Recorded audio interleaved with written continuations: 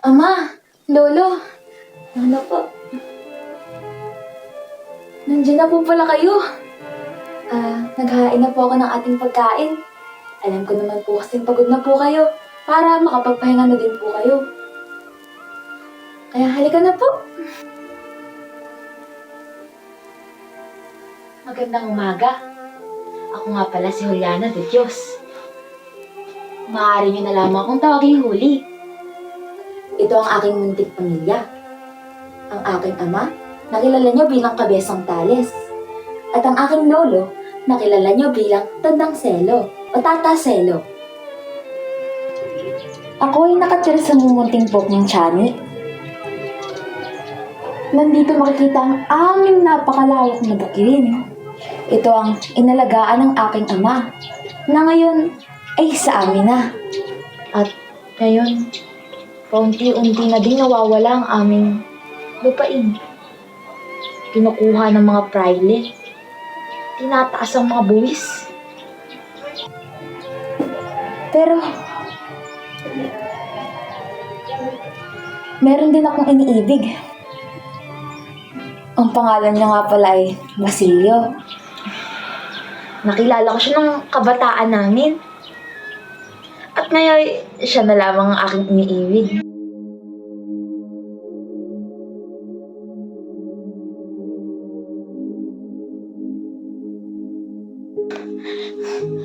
Huwag po kayong mag-aalala. Tutulungan ko po ang ama. Kahit ano pa po kailangan kong gawin.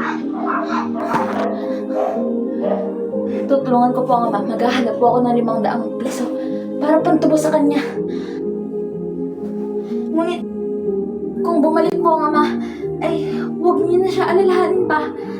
Sabihin niyo na lamang ay nagtungo ako sa Maynila o kaya nag-aaral kung saan man.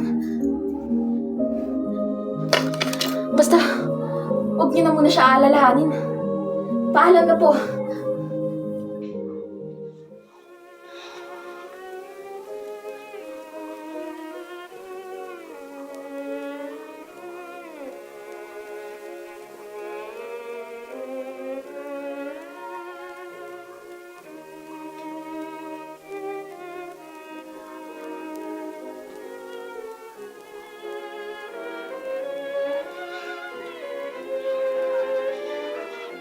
Sa panahon ito ay naninilbihan ako kay Hermana Penchang. Gustuin ko man o hindi, wala akong magagawa. Dahil ito lamang ang paraan para mabigyan ko ng tulong ang aking ama. At mabayaran ko na ang pantubos ko sa kanya.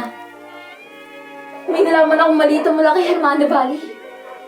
Ang sabi niya daw ay may nangyari kay Basilio. Kailangan ko gumawa ng paraan para tumulong sa kanya. Kakayanin ko ba? Kakayanin ko ba? Kakayanin ko bang iwan ang aking dignidad para tulungan ang aking minamahal? Para humingi ng tulong kay Padre Camora? Kakayanin ko ba?